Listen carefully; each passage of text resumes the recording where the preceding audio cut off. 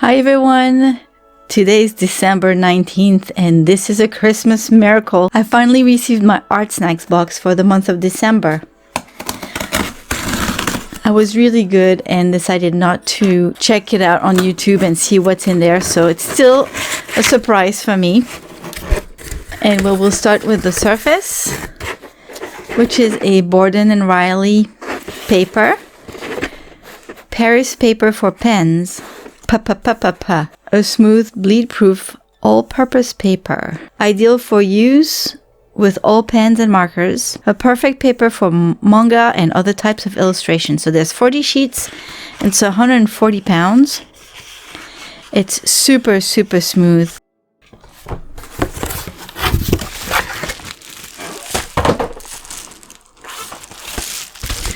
With this comes a candy cane. Oh, okay, one of those. Letter pen, Kokoiro. I can never pronounce this name, but I think ARTSNACKS a few years ago sent us some, but they were a bit different. Let's see. Looks really nice. Alright, so I think the tip is the same as what I already have, but this body is so much nicer. Because there's an actual body. Okay, it looks like the refill is the exact same thing. That's really nice. Usually this line of Kuretake pens, you can personalize them, change the body styles and the colors and stuff. Or if you already have the body, you can change the cartridge, the tip, or the color or something. So I really like this body compared to the other one. Let me show you what I'm talking about. So that's what they look like. So you can... So it's, I mean, the tip, I don't think you can put it there. I still have it protected. I try to keep it protected. And it just looks weird to me. This looks like more of a normal pen. But the refills are the same. So, I like this tip. It's like a fude brush. It's flexible. It's very thin, very skinny. And you can buy the refills like this. Anywho, that's what I think comes in the ARTSNACKS Plus box. And for the rest,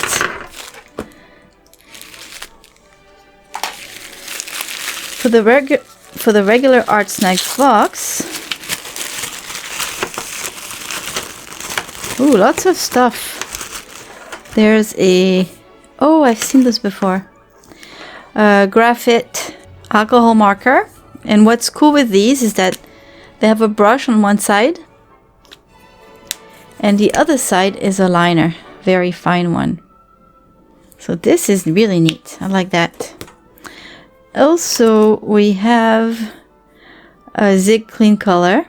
So a bullet nib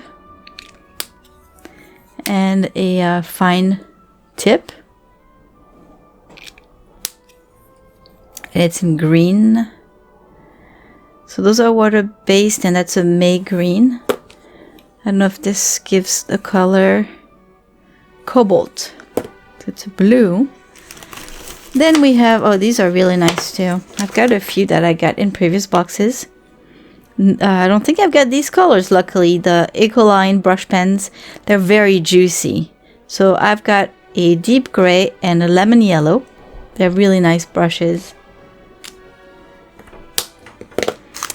And two, oh, those are cool too. Derwent paint pens. I've got some, but I don't think I've got these colors. I've got a set that's all a gray set. And the other one is primary colors, so I probably don't have these colors. I've got a cranberry and a violet. These are great. They're paint markers. And they have a very fine tip, but they're very juicy and you can do a lot of things with them. So see that tiny little nib? So when you prime them, you shake them and then you just push the nib on the paper to have the paint come out. And you can do all sorts of things. Like if you let the paint come out, flow a little bit more and pull on your paper, you can blow on it with a straw and like make all sorts of crazy designs. They're great, and they're usually very nice and opaque, so they probably would work very nice on black paper too. And a cute little sticker. So this is our loot for the month of December. I'm very excited. I've got lots of different colors. A few repeat items, but different colors, so I don't mind. Or different style, which is fine too.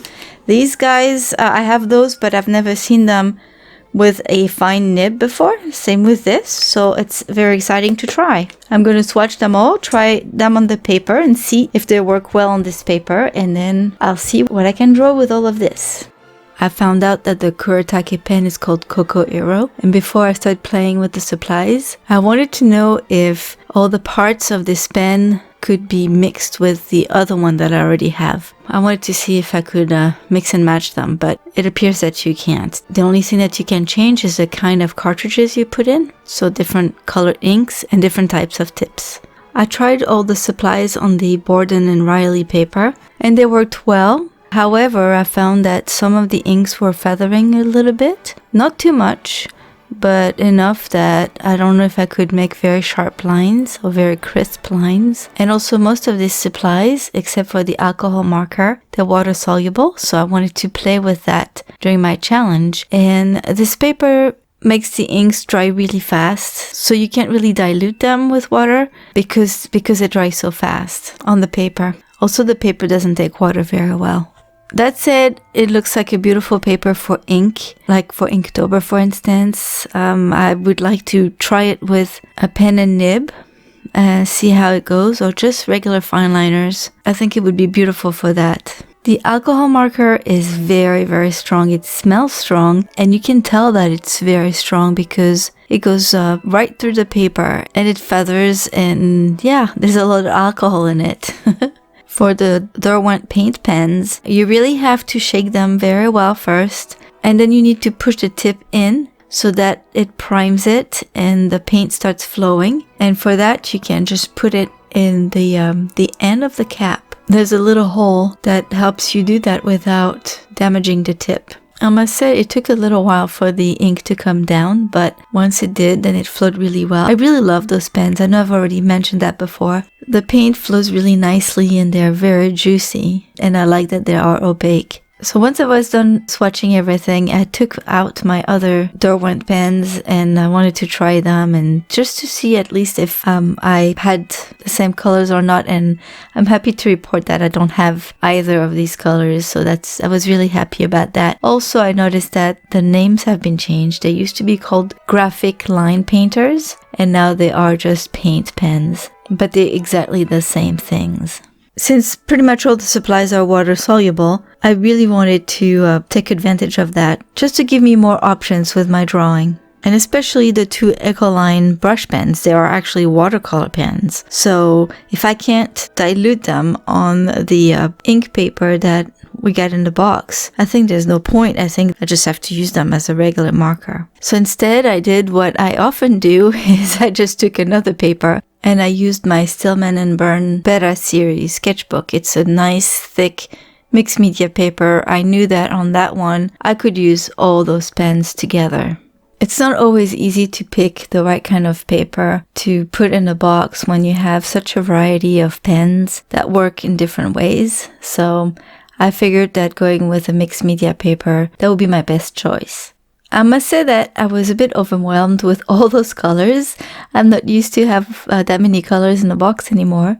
But I wanted to be festive because, you know, Christmas is in just a few days. And I ended up drawing 3 Nutcrackers because then I could just color them whichever way I want and use all the colors that I have. It was a lot of fun. I took advantage of all the properties of those markers, and I diluted them on a palette. I also diluted them straight on the paper, which worked really well.